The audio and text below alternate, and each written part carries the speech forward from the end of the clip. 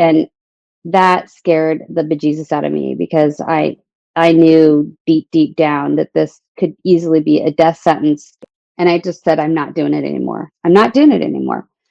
And she asked if this is my oncologist, asked if I had cleared this with my family because in her mind's eye, I was giving myself a death sentence by going off this drug. Nicole, how did you find carnivore? Well, it's funny because I've heard this a number of times from a number of people, but I heard about it originally from Jordan Peterson on the Joe Rogan podcast. So I'm one of a large group of people who heard about it then. And then I saw his daughter, Michaela, on said podcast. And I thought, oh, that's interesting. I had come from a long line of dieting, trying to keep off the extra pounds as I was aging and post having children.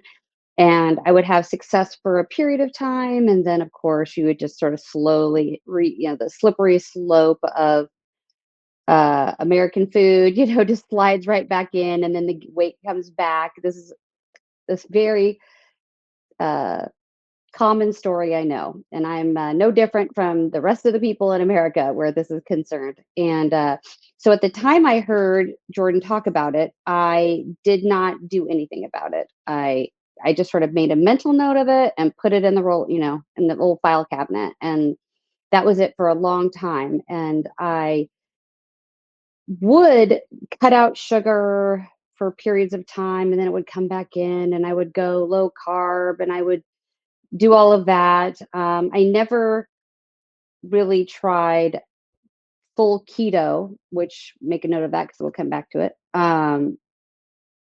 At that point in time, but I had done the HCG diet, which I heard one of your guests prior talk about that. I had great success on it, but it's so temporary; it just doesn't last. The second you begin to eat normally again, you just regain the weight. So, um, and then I moved away from dieting. I decided that I had become a chronic dieter, and I did not want to live my life fixated on the next diet, the next diet. So I just tried for moderation and to just stay not food obsessed. That was kind of my biggest goal. Don't be obsessed about food, don't be obsessed about weight loss, don't be obsessed about the next diet, right? Uh and so my weight kind of stayed stable, but I was definitely a little above where I'd like to have been. So for my height, etc. And but I just kind of hung out there for quite some time.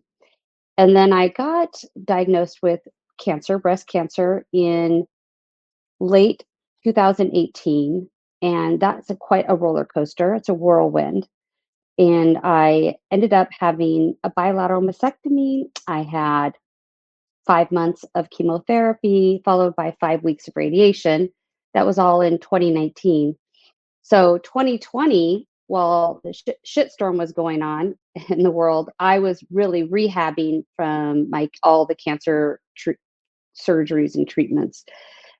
So that kind of pivots my story. I wish I could tell you that just because I had a cancer diagnosis, I was able to lock my diet down from that point forward, but it just was not like that. It was an ebb and a flow, an ebb and a flow, and you, but I stayed relatively stable. My weight might go up a little bit, down a little. So but I would, okay, I would quit sugar, and then the sugar would come back. And um, then and I was stable with the cancer for a few years. And then in April 2023, I started having issues in my hip. And I went in for a scan, and sure enough, the cancer had found the bones around my pelvis and my femur, the top of my femur. So back into the cancer journey, and I had to do radiation, and now I'm officially considered a type 4 cancer patient. Uh, and so I did some targeted radiation, and that actually made me fairly immobile for a while because the pain of the bone on bone, once they killed the tumor, it was like bone on bone. So I could not walk much. I could not do much for quite some time, several months, and that had a very negative effect on my weight, not being able to move. And I think I was doing some emotional eating around then as well. And but with both of those together, my weight jumped up about 15, 20 pounds very fairly rapidly. And I was listening to one of your prior guests talk about that, and I really agree with it that when you do have insulin resistance, you regain weight so quickly. That's been my experience, at least, that I can lose weight slowly, regain quickly. And I've even done extended fasts, etc. And I've experienced it on all accounts. So the I was then doing a lot of PT for trying to rehab my hip and pelvic area, and did actually make quite a bit of progress. I came back to as far as I could get it to go, which was probably 85, 90% of normal. But I had a lot of pain, and my flexibility and the ability to like put a lot of weight on that is forever diminished because of the amount of bone that I lost through the cancer.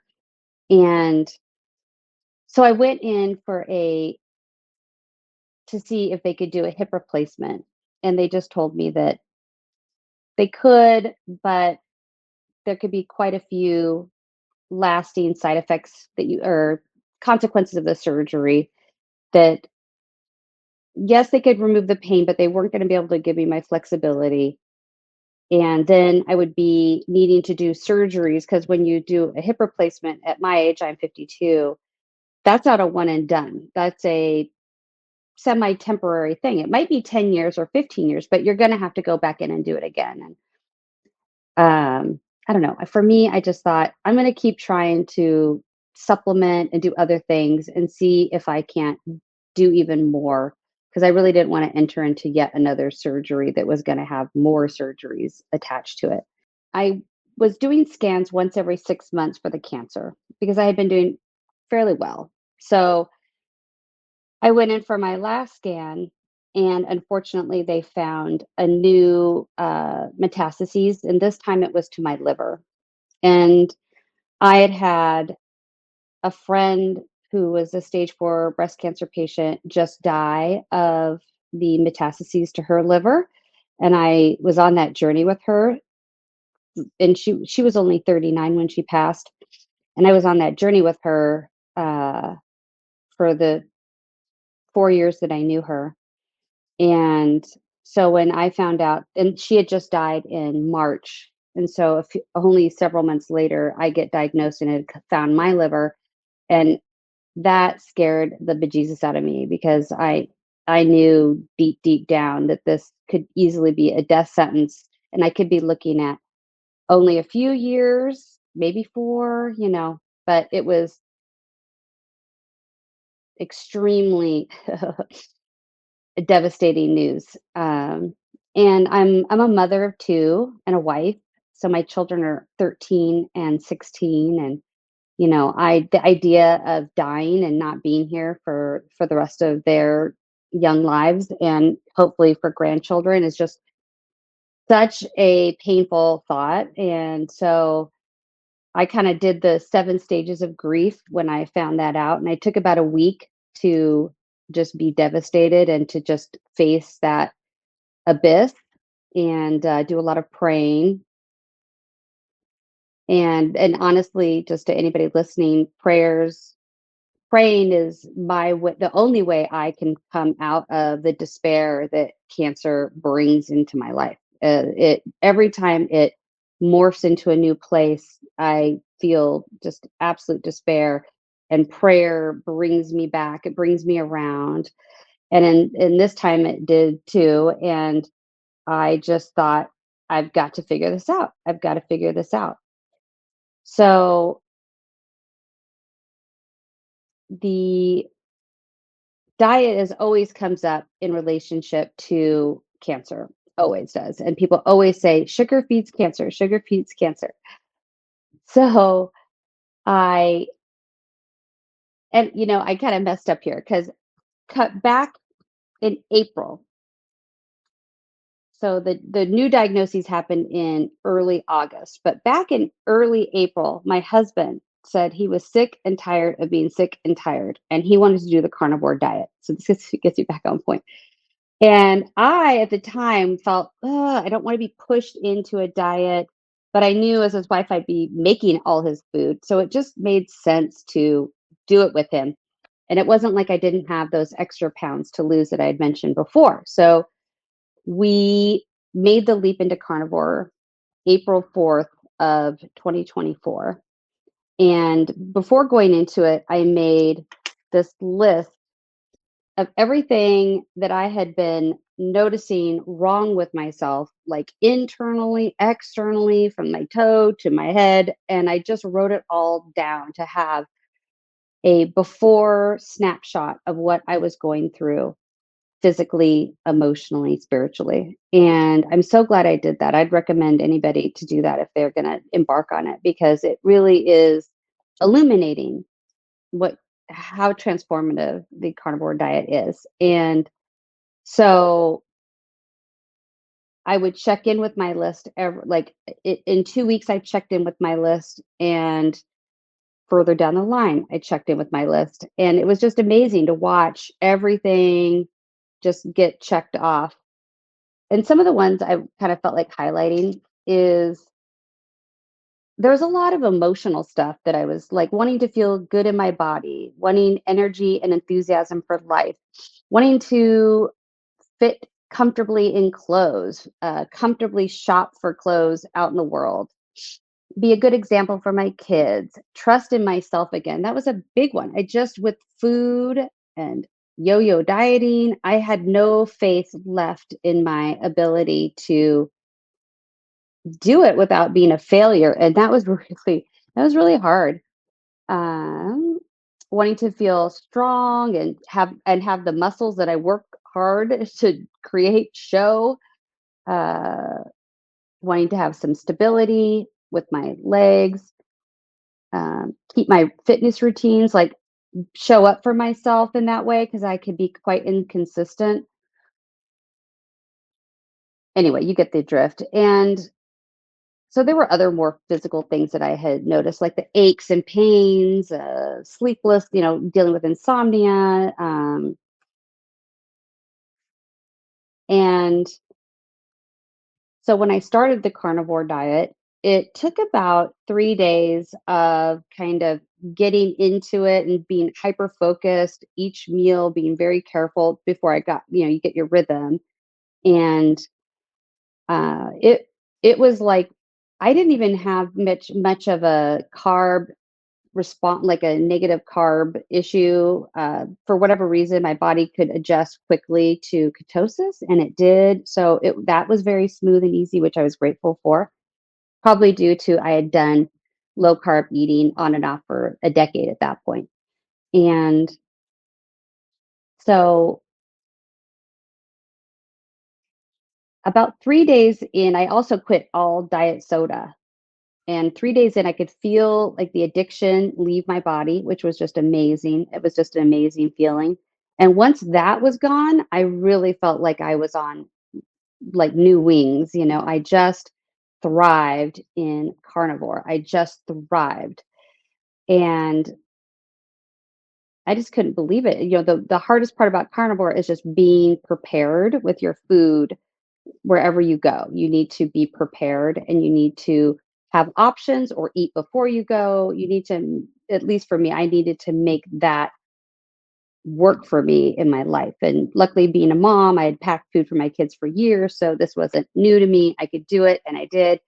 And I was extremely successful. I had no cheats, no nothing. Uh, till this day, like I have not had any sugar. It's been 5 or 6 months, I think 5+ months now. And I'm just a huge, huge fan, a huge believer in the carnivore diet. That was a lot. No, nice. So what's your health status at the moment?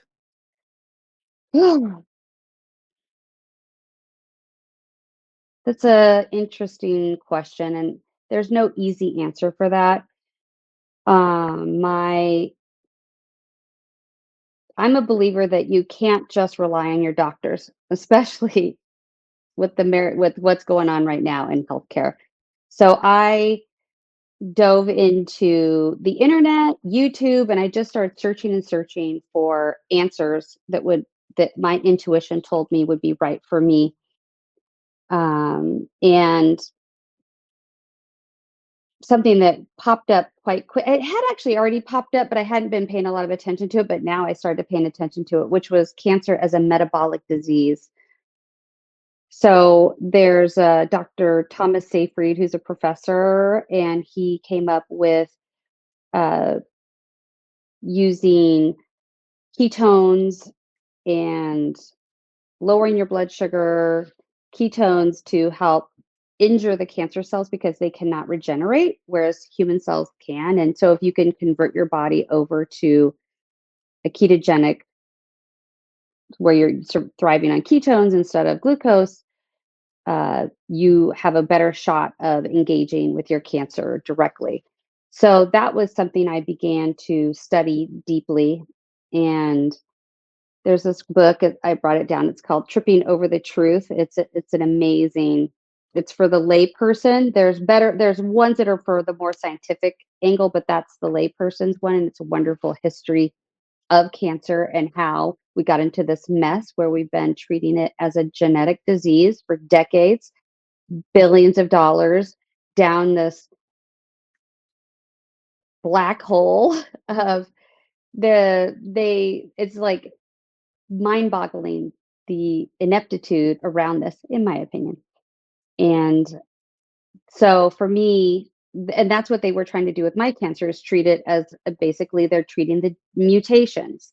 So they treated the first one doing traditional chemotherapy, and then any concurrent episodes with targeting the mutations, which cancer is just going to continue to mutate. So they're just going to be on this indefinite crap show of crappy medications that give you horrific side effects.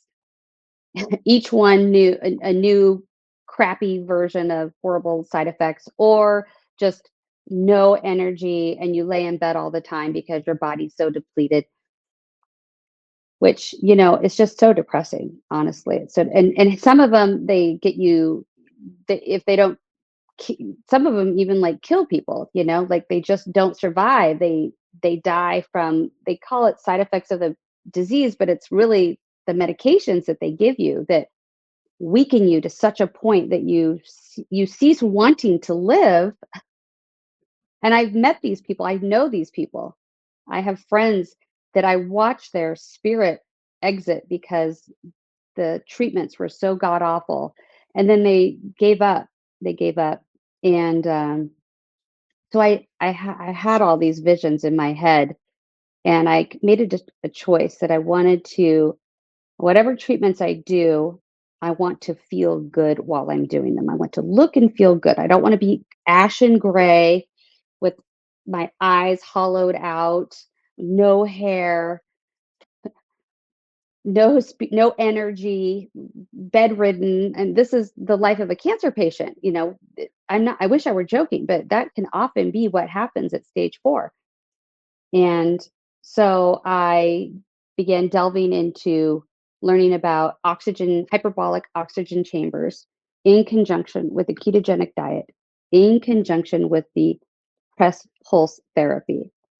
So I'm still getting all of my ducks in a row, which you have to get, in my case, the last chemo drug I was on spiked my glucose, even though I'm eating zero carbs, um, like nothing. I'm literally on a carnivore diet, and I don't cheat. And I mean, it's still in the normal range. But it's in the 120. Like 100 to 120 would be my blood glucose, which is nowhere near ketogenic. And I could not control it with diet because of these drugs. So I got a continuous glucose monitor because I just got sick of pricking myself, and I just needed to know the information without constantly pricking my blood. And I'm really glad I did. There's now finally an over the counter one you can order, which is so wonderful. It's called like Stello, and it's somewhat reasonably priced, better than the prescription ones. And so I'd recommend it for anybody who's interested in doing that. It's been really helpful for me. And the chemo drug that I had been on was so shitty that I just told her that it's going totally against my other direction I wanted, my other strategy that I'm pursuing. And I just said, I'm not doing it anymore. I'm not doing it anymore. And she asked if this is my oncologist, asked if I had cleared this with my family, because in her mind's eye, I was giving myself a death sentence by going off this drug. And I just don't believe like that. I just don't think like that.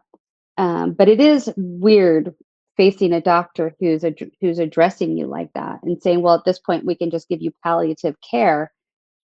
And I'm thinking, "No, that's not true. There's lots of options out there. I'm going to keep soldiering on. I'm not going to let anybody come in here and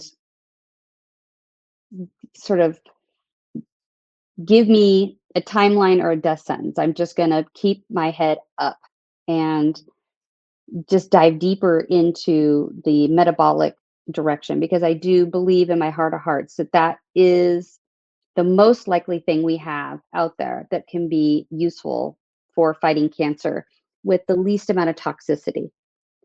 But you have to have low glucose. You have to.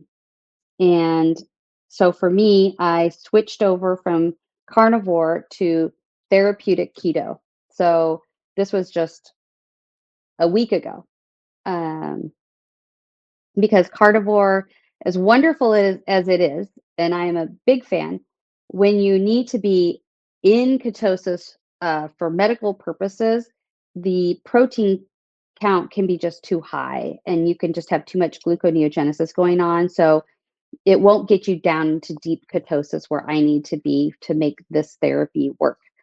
So I switched over about a week ago, and that's a whole mind shift too, because it's unlike carnivore, I have to really monitor my protein, which was not something I had even thought about for the last 5 months. Because you don't, I'm like more protein because I'm weightlifting and get, I want to gain muscle. And now I have to totally switch gears. And now I have to think, I need the fat ratio to be right. Um, so I'm still kind of noodling out uh, more options for myself. But right now it's a very dull diet, but it's okay. It's palliative. It's fine. I like it. And I'm doing well. I'm hitting my macros. I use Chronometer for everything I eat. I put it in Chronometer. I weigh everything, which is something I used to do back when I was a crazy dieter and I swore off forever. But here I am back again. But this time it's not because I'm being a nutcase about dieting. This time I'm like, it's for a purpose. It's like science. It's a science thing. So as far as how I'm doing with the cancer, I have no pain in my liver, which is wonderful. The metastases is the size of like a large blueberry or a small berry. So it's not big yet. And I have a healthy liver because I don't drink, I don't do drugs, I don't eat crap. So I'm like, my liver can heal this. I know it. And so I feel good. I actually feel pretty amazing. As soon as I got off that shitty chemo drug and gave it a week to get out of my system, I'm back to feeling great, which was how I felt before I was on that drug, just doing carnivore. So the interesting thing is you present as, just I've got lots of energy, just you wouldn't think there's anything to do with cancer going on, but then you mentioned just before your doctor was like, or your oncologist was like, "Well, maybe we can think about palliative care," and, like, it seems to like, as if they weren't looking at you when they said it, you know? It's mind-boggling. It actually took me 24 hours to, like, process that those were the words that came out of her mouth, you know? Um, because I was like, it did not compute, it did not register. Yeah, but I thank you. I appreciate it. It's a compliment, and I credit it to the carnivore diet. From my 5 months on the carnivore diet really revitalized me on so many levels. I mean, it revitalized me on, just the body functioning. I lost 20 pounds. I was metabolism was not letting me lose weight like that anymore unless I literally did a water only fast for 20 days. That was the only way I was going to lose, which I don't recommend, but I tried it. And so losing that weight was just and I wasn't food restricting.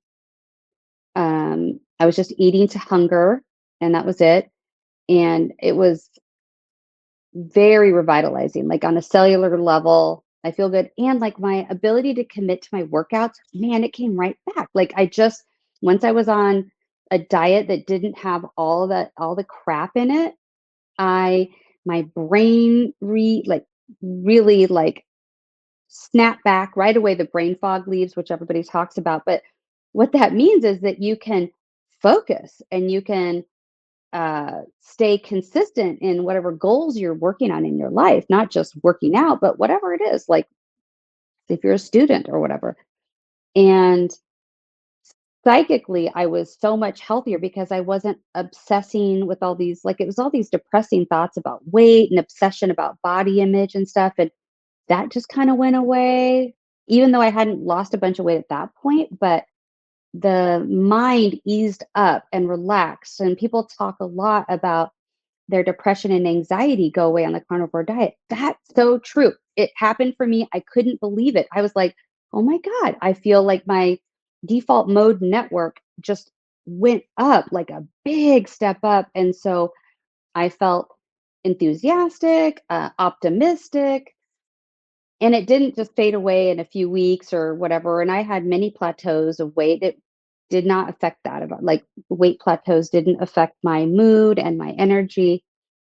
And so that's something that really keeps me going in this cancer fight because I, and it's really important to me. I want to look good. I want to feel uh, vitality because it's so psychologically important to feel that when you're dealing with a life and death illness.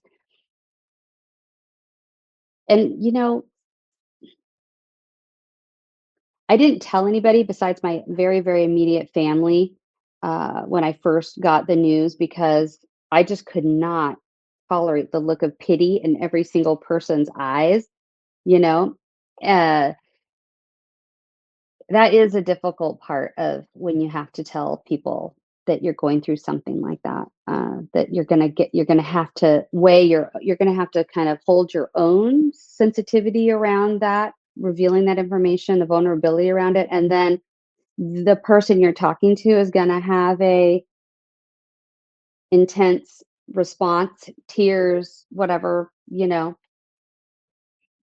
So, yeah, it's very interesting. It's very interesting because I'm not the kind of person that's ever had people look at them with pity, so it's like a brand new thing that cancer has brought into my world. So that's kind of another reason why I wanna look and feel great so that when I have to tell people this information, I don't get that as much of the blowback of the like, "Oh, you're" because I've seen a lot of people who they look very sickly. They're cancer patients and they look very sickly, you know? So, I mean, the thing that strikes me here is when you and I've never been through this, so this is just my assumptions, but, when you get a cancer diagnosis, the doctor, the oncologist is talking about chemotherapy and radiation and stuff like that. And you're basically, like most things, you're basically giving your power away to the doctor. You're kind of saying, "Okay, look after me." Mm. But it's long term. And the position you're in now, you've taken back that power. Would you Is that how you kind of feel? Like you're in a situation now where I've taken back the power, I'm in control? Yeah. And I had a tough conversation with my oncologist, and I said, I'm not taking that crap that you were giving me. I'm not taking it. Uh, I'm not going to take anything that's going to mess with my strategy of how I'm going to deal with cancer. So whatever options you want to bring me, if they're going to raise my blood glucose, if they're going to make me so weak that I can't function like a normal person, I'm not taking them. I don't care. And it's a two-way street. I go, we might need to part, but if we part ways, we'll part as friends. I'll find a different oncologist. And that was just kind of where I was at.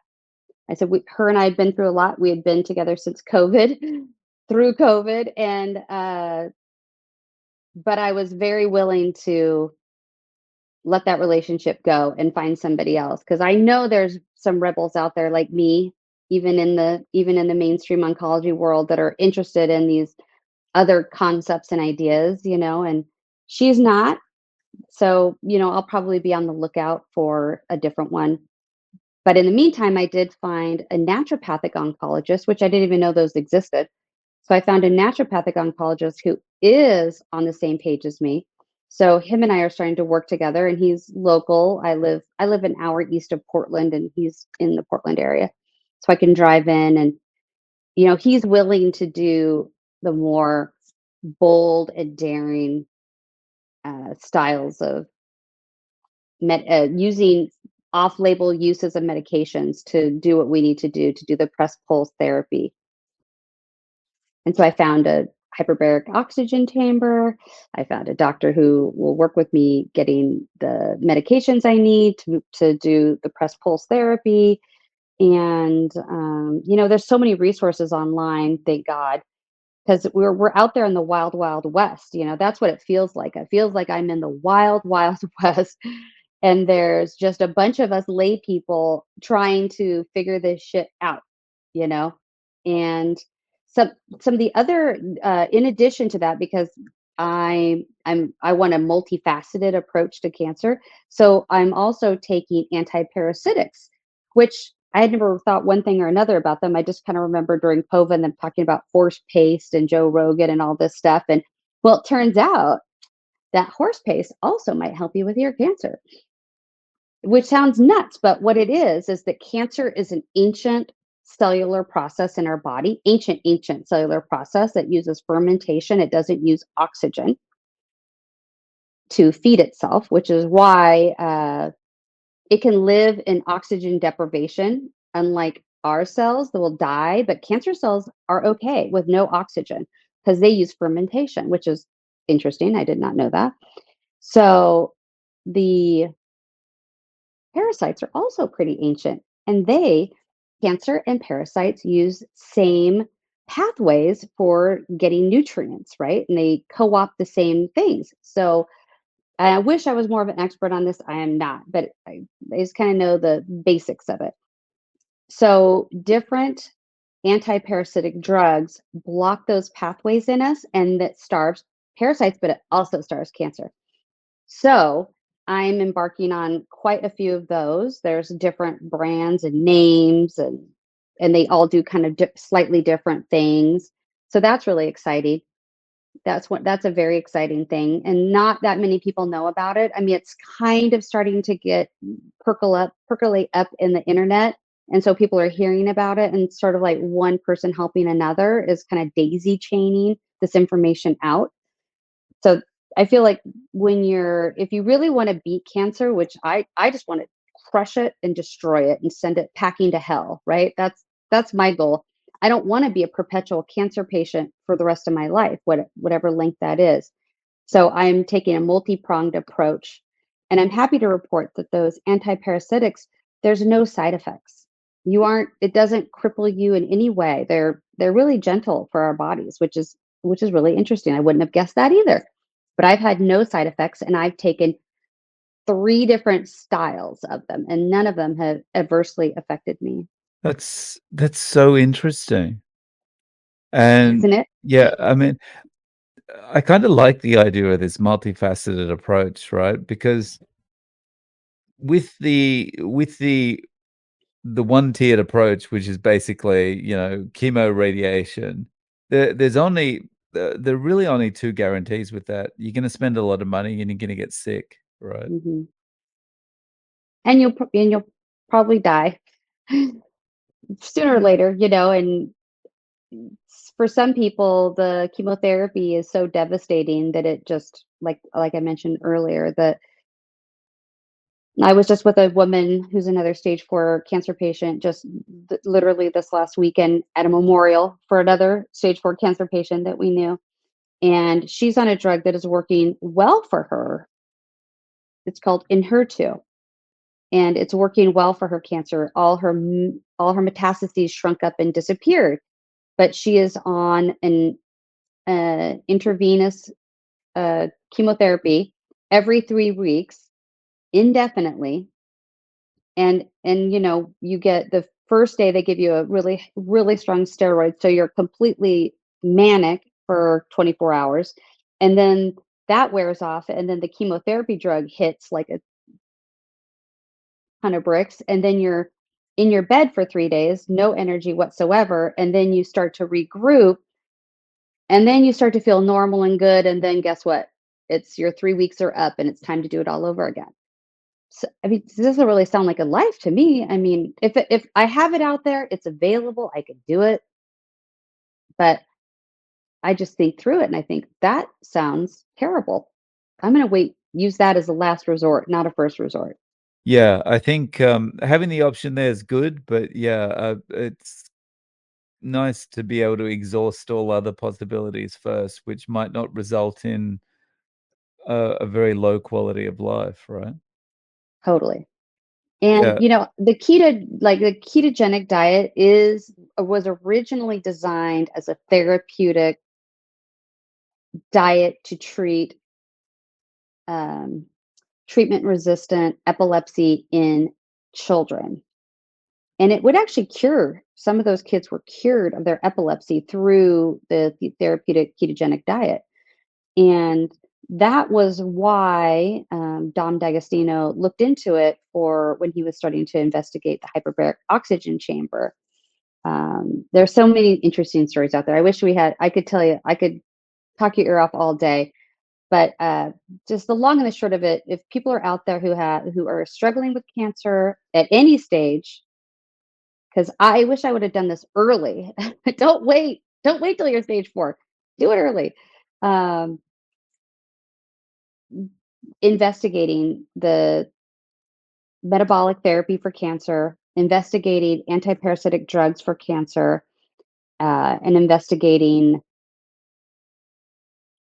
doing like really knuckling down your diet, really trying to get in deep ketosis. That's been shown over and over again in mice studies that when on ketogenic diet alone will extend those mice lives for quite a bit. I guess at this stage, you're you're doing this multifaceted approach.